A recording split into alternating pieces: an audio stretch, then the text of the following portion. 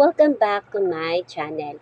If you're new here, this is a place where we share God's Word, encouragement, and truth that can change your life. Today, pag-uusapan po natin ang isang makapangyarihang talata mula sa Aklat ng Apokalipsis, a book that reveals what will happen in the last days. Maraming natatakot sa verse na ito. But today, we will not focus on fear.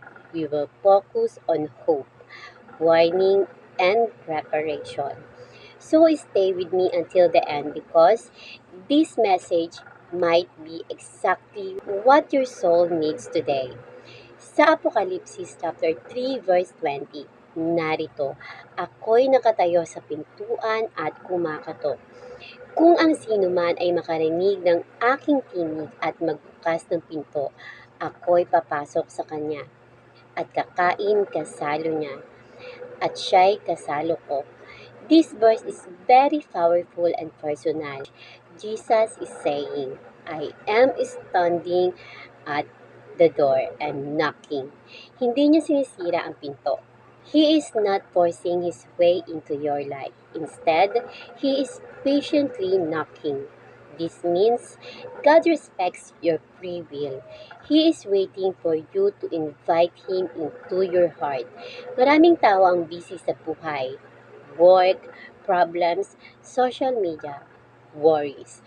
But they forgot that Jesus is knocking. Ito ang tanong, naririnig mo ba ang kanyang katok?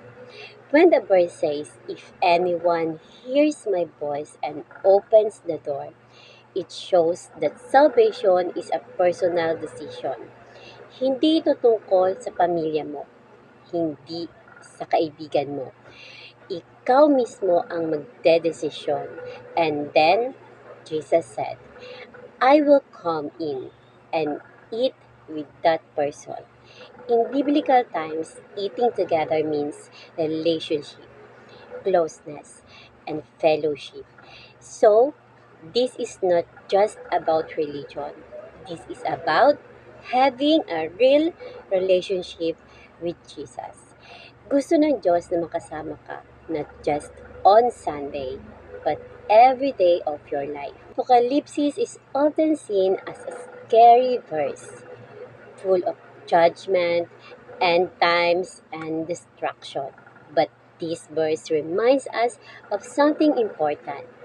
Before judgment comes, God gives invitation. Before the end